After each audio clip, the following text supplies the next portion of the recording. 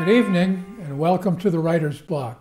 I'm your host, John Ronan, and now you know by now that we are in our 34th year and well on our way.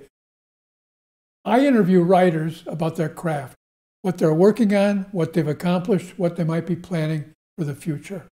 It's a wider net than that, however. We have had on, in fact, recently, a sculptor. We've had on musicians. We've had on painters. So if you have an idea for an artist who might be a good fit for the Writer's Block, watch for our address at the end of the show. We'd be very happy to get your suggestions. I also want to remind you that this program and all the other original programming from 1623 Studios is a result of cable access television. It's a valuable social media program for Cape Ann, and I want to remind you of that because I want you to stick with cable, stick with the Writer's Block. Tonight, we do have a writer who's multi-talented because she's written a children's book, she's written a travel guide, and she's written most recently, and we're going to emphasize today, a novel called 5 Wishes. She is Karin Gertsch, and she's from Essex, and I want to welcome her right now, Karin. Welcome to the Writer's Block again. Welcome back to the Writer's Block. Thank you, John. It's good to be here with you again. Now, I mentioned that I wanted to start out with a couple of questions so that our audience knows something of your background. Where were you born and raised, and where did you go to school? Right. Well, I was born in Germany, and I came over by ship with my grandmother to Ellis Island when I was a child. And my dad was in the military here in the United States Army, and he married my mother, who was a war bride. And we spent 22 years, that was his career, traveling all over the United States and Europe. And I went to 14 schools before I came to Manchester by the Sea and began the 9th grade. So I was either catching up or behind or ahead wherever we moved. And my educational process was kind of a blur because of that. Teachers along the way, schools along the way, and lots of friends that I had to leave behind and new friends I had to make. So it has made me a very flexible human being. That's not a bad thing. It's also kind of disconcerting to pull up your stumps. Exactly. I used to think of myself as a little tree that got bigger and grew up. And as the little tree was growing, it was constantly uprooted and replanted and had to figure out the new place again, you know? This is because your father was in the service. My father was in the service. Assignment to assignment. Yes. And so that's what led to my finding my roots here was through my first book, which was the Cape Ann and Vicinity Guidebook. I'm going to hold that up. I'm going to hold that up right on my camera. Your first book, I said you were multi-talented, and you are. The first book was Cape Ann and Vicinity, a guide for residents and visitors.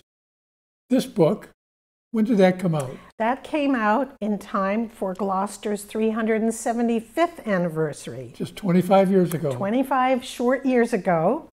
And when I finished researching and writing and publishing that book, I learned so much about the area here that for the first time in my life, really, I felt at home somewhere. I had no roots. So that book actually, and I had no idea that would be the outcome of doing that book, but it gave me a sense of home, and I love it here. And you're in Essex now. I live in Essex. You're on Cape Ann. Yes. And you're not going to go anywhere. Not that I know of. Trips, but not permanently. Yes. Yeah. Trips to figure big time in 5 Wishes as well. Yes, they do. Now, I know you have another book that you spoke about on air here at the Writer's Block. Flora Has an Adventure. This is a children's book. I'm going to hold that up as well. It came out in 2019. The end of 2019, just before COVID hit.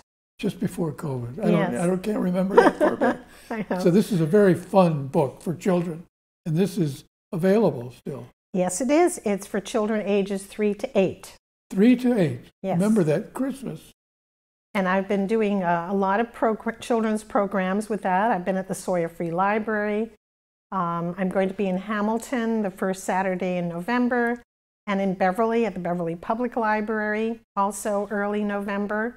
So that book I'm continuing to talk about and do with children. Okay. Yes. So we'll have to say, because this will be on at the turn of the year, we have to say you were speaking back in November. Yes. But our audience can watch out for your appearance speaking of Flora in the future, and as well as 5 Wishes.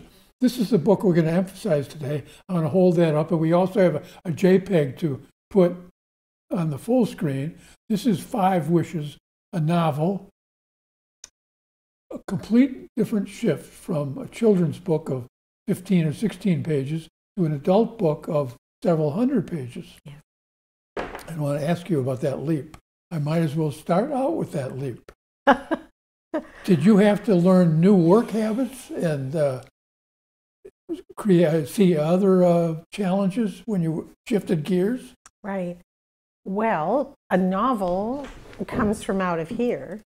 The children's book requires good illustrations for children, and as you say, is very short, not much text. And the children's book was based on a true story, whereas the novel, there are no people in here who are real people. But I think every writer draws from, as they only can, is draw from themselves. So they're composites of people you knew or places you knew, and things that happened perhaps in life that you are drawing on from other people. So it was a total switch. But this novel I started 10 years ago, long before the children's book came about.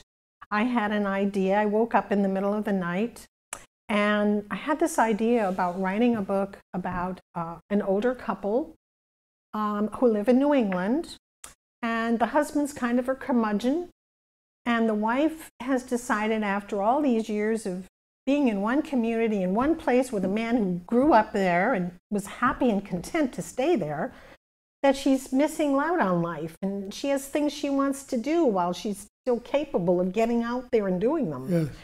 So I kind of wrote a short couple of pages about it, and I showed it to my daughter, who was an editor for 15 years for a publisher in Cambridge. And I told Elizabeth about it, and Elizabeth said, well, you know what? Don't get too sidelined on the other characters, because I guess I had fleshed out other people. I said, what do you think about this character and that character? And Elizabeth said to me, you know, Mom, it's entirely up to you, but my suggestion would be to focus on the wife, focus on the mother. And the rest of them are there, but they're not the important one. She's the important one, and she needs to develop.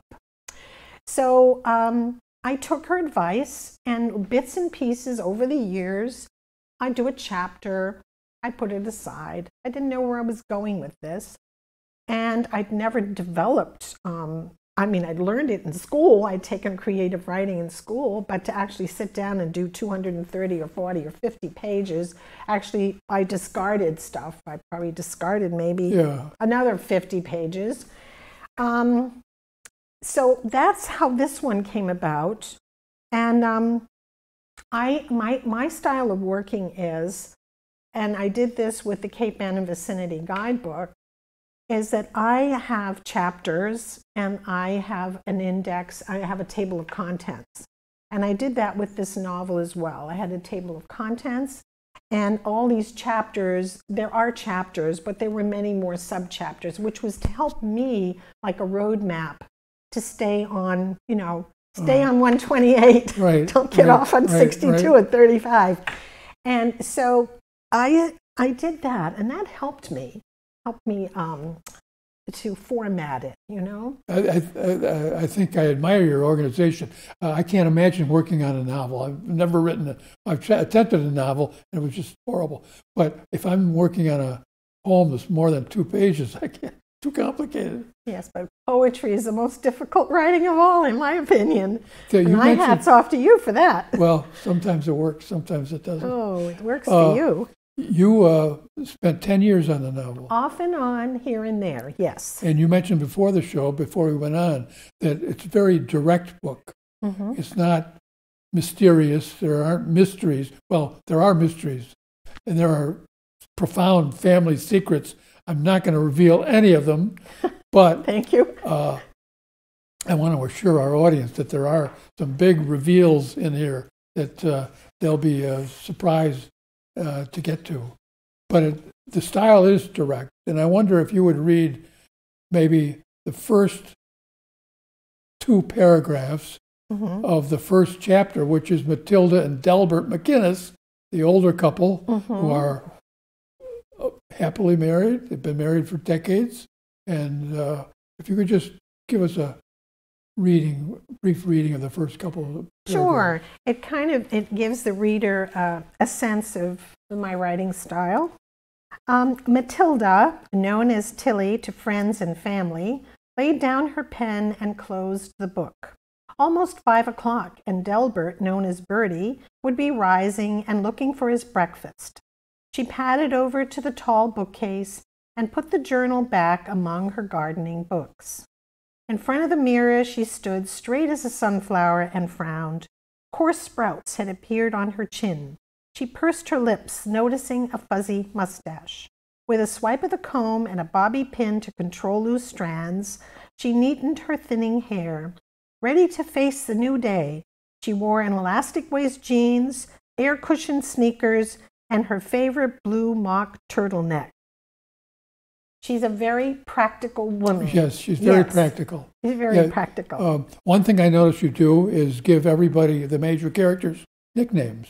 So Matilda is known as Tilly, Delbert is known as Bertie, Mm-hmm. and the 2 daughters, one is Caitlin, but always goes by Lynn. Correct. And the other is Amelia, who always goes by Mel. Correct.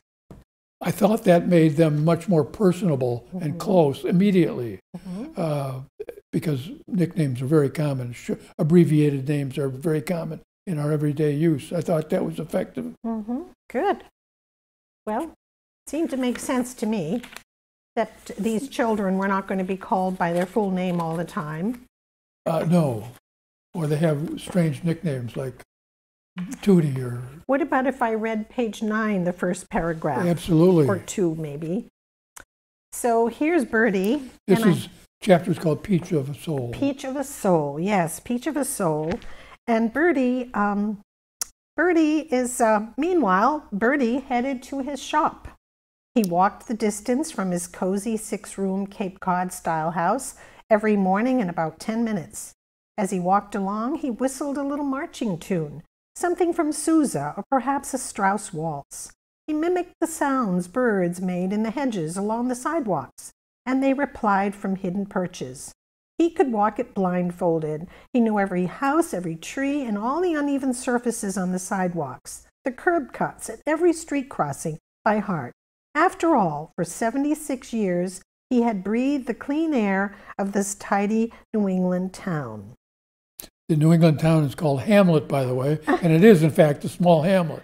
It is. And it could be right around Cape Ann. Could be Hamilton, could be Ipswich or Essex. Could or Rockport. Could be. Now, Bertie and Tilly are happily married. Tilly is the major character here. Yeah. And it's very much a book about 3 women's experience, the daughters and Tilly. I won't say what happens to Bertie. I said there are a lot of secrets here. I'm getting close to revealing a secret. I don't want to reveal a secret. So yes, there are a lot of secrets and events that take place, and family secrets that are revealed painfully and surprisingly in this very peaceful hamlet, Mm-hmm. where nothing allegedly happens. Are you looking at something else you wanted to read? You have, well, you have marked. I have a few marks in here because when I go out and I speak about well, I speak about being a multi-genre author, and I do bring all three books, because some people out there in the audience have wanted to write a book for a long time. Maybe they don't know how to start, or they have ideas and they've shelved them. Maybe they don't have the confidence to plow ahead. Yeah. And I never know, is it someone who has a children's book idea or a novelette, or they're working on the nonfiction maybe. And so I bring everything with me, and when I give my talk about 5 Wishes, I talk about the construction and the process of having done 3 different kinds of books. And the challenge. I'd like to think that writers are artists. I think that's a good idea. Yeah, and though we're not painting with oils or watercolors, and we're not sculpting figures in stone or whatever, or bronze, we are creating things out of nothing. This is a story, it never existed, and then it exists because of the writer's ideas. Yeah. And so I try to share all 3 with people in case they have ideas and want to pursue they speak them. Always of the literary arts, right, and rightly so. Right, and as an artist, and I'm thinking of Cape Ann artists and painting motif number 1 in Rockport or number 2 in Essex, after a while they want to paint something totally different, and they say, I don't care if anybody's going to buy this, I want to paint it. And that's how I was with the writing. I thought, I have this story, and the story wants out. And it's like a cocklepur. It was under my coat, and it was gnawing away inside and saying, you can't ignore me forever. You've got to let the story out. And so I don't know if it's like this for every writer, but the story wants telling. And after a while, you can't ignore it anymore. And you don't care. Is anyone going to read it? Is it good? You hope it's good. And you try to find the best professional help you can get to help you get it out there. But you want to try different genres. I'm working on something else now that is challenging me. What genre is that? Well, as my daughter once said to me when she saw that manuscript over 10 years ago, I guess things need to percolate with me for a while. She said, Mom, that's called creative nonfiction. I said, okay, if that's what you think it is. Oh, yes, that's what it is, Mom. It's not an autobiography. It's not a memoir, because I've taken things from my own life and I have changed them, and I've moved them around, and I've played with them. Changed the names? Changed names, changed... Well, there's a term, romaniclé or romaniclef, where you write a novel based on true stories. You change all the names. Kind of cheap or way to get out of lawsuits, I guess. Oh, good. That's right. Well, you always have that disclaimer. Nobody in here resembles anybody I know. Yes. So that's important. Tell me what you wanted to read. And you've got some of those markers there. I'd be very interested in knowing what you think is very reflective of your style and the content of the book. Okay. Well, the story is around, Delbert has a shop. I won't say what kind of shop, but he has a shop, and he has a customer who every year gives him a Queechee wall calendar. And so Bertie, though he's afraid of heights, loves the Queechee calendar because it has such colorful balloon pictures on every month. So one Father's Day, and apparently every year on Father's Day at Queechee, Vermont, they have a balloon festival. And so one year, the daughters and the mother decide to give Bertie a Father's Day gift by taking him up in a balloon on Father's Day. And so here they are. Bob explained about the basket, the fuel tanks, and the ballast, while the crew untied their line, and with a whoosh, they lifted gently upward.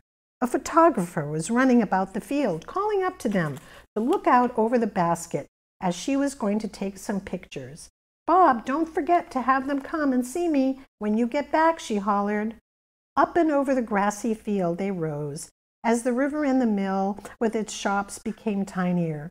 They went higher and traveled effortlessly on the gentle air. Bertie even unpeeled his fingers from the edge of the basket to look out, but heavens not down, at the beautiful countryside and all the other colorful balloons in the distance. Tilly, why was I reluctant to go up in a hot air balloon? His broad smile beamed happiness to his eyes. Happy Father's Day, Bertie. She kissed his cheek. Yes, happy Father's Day, Daddy. This is a wonderful way to celebrate. Thank you for reading that, especially because I'm concerned about or interested in the balloons. For Father's Day, they go up in a balloon. Balloons are very prominent later in the book. Yes. Do you intend them to be symbolic, and if so, of what concept? Right. Well, later in the story, there is another balloon trip, and they have a guide. It's a different place in the country. The Southwest. The Southwest. And they are up in the air over Native American ruins, and places, cliff dwellings from former times. And they learn about more a spiritual part of one's life, and how Native people tend to focus more on the spiritual, and we, Westerners, tend to focus more on what's outside. And so he talks to them about the meaning of everything in nature being connected. And so, and she's a gardener. Matilda's a gardener, Tilly. And so her garden is flourishing at home, but she was stuck.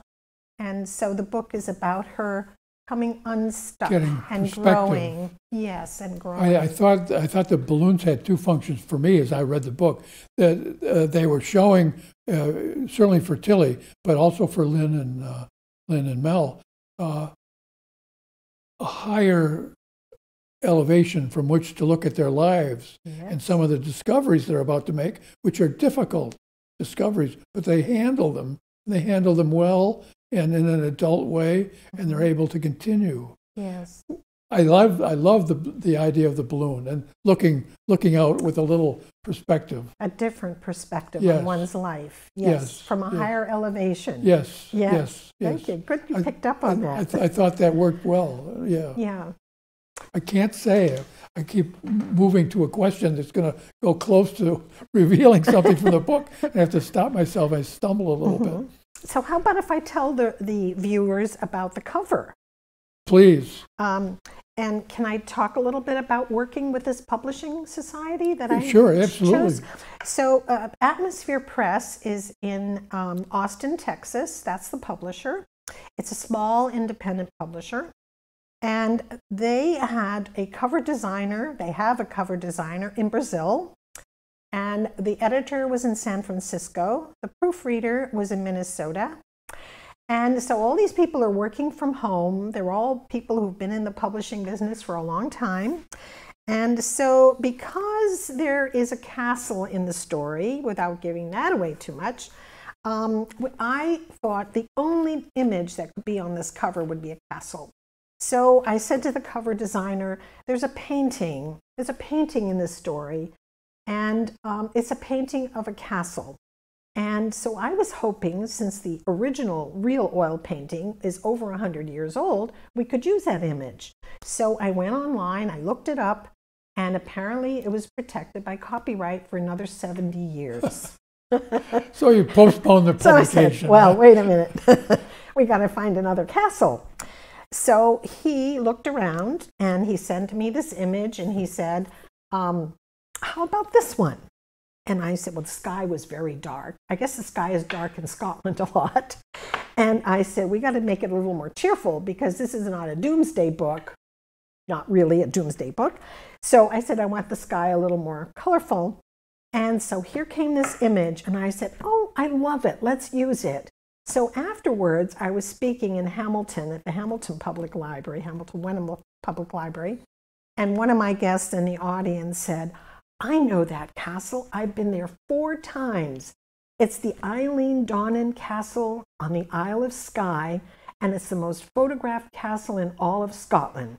And so I said to myself, well, this is good because now I'm safe. Nobody's going to come after me because I used the wrong image, without license. So we're good on that. It is. I'm going to hold it up, or maybe we can get the JPEG of the title up at the same time. The castle is a beautiful castle. It needs work. It's not lived in, I don't think. But it is beautiful and picturesque, and there's a beautiful kind of sunrise or sunset behind it in this photograph. I think the decision for for the cover was excellent. Yes. It's nice. It's Came out good. Fetching, Came out good. Yes. Yeah. When you started out writing, did you decide early that you wanted to have some family mystery in it, but not handle it as if it were a mystery? Deal with it very directly, with a straightforward, honest narrative, but include in that straightforward narrative big news. Was that part of your plan from the beginning? Well, from the very beginning, I knew there had to be conflict of some sort, right? We're always looking for some conflict. I didn't want to put blood and guts into it or anything like that. But I said, you know, it's almost, I was thinking about a book I read in high school, Ethan Frome. And I remember it was about just two people and in this house and day to day to day to day. And I thought to myself, a lot of people think, how boring can that be, right? But the story in my mind of two people for years and years being together, there's a lot of conflict there. Maybe it's not written on the page, but if you've been living with somebody for 50 years, you know it's not all smooth. And so I said to myself, there's got to be, I want something that they're hiding, well, that she's hiding. But then I said, you know what, maybe he's got something he's hiding too. And, you know, that's even better. Yeah, that's even better.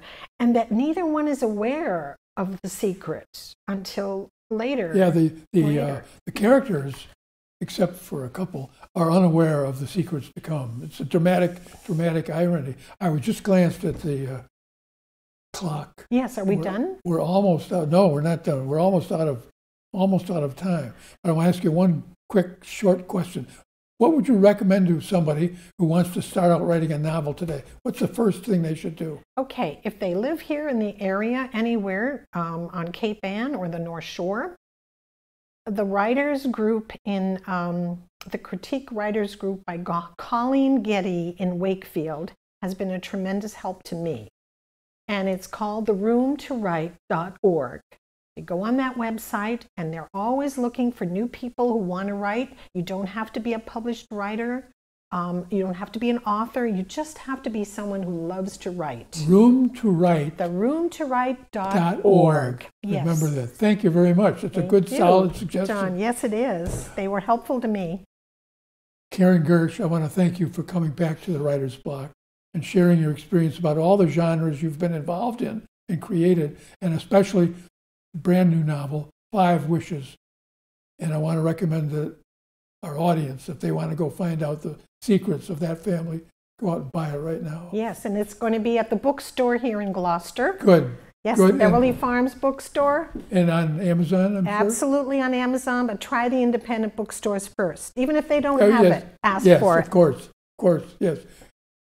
Good advice from Karin Gertsch about going to independent bookstores. We want to support them. There's a couple right here in Gloucester to buy her book, 5 Wishes, a new novel that's very exciting and with a lot of secrets that you'll enjoy seeing revealed. Thank you for being with us on the Writer's Block, and thank you, Karin. Thank you, John. Hope to see you again next time on the Writer's Block. Good night.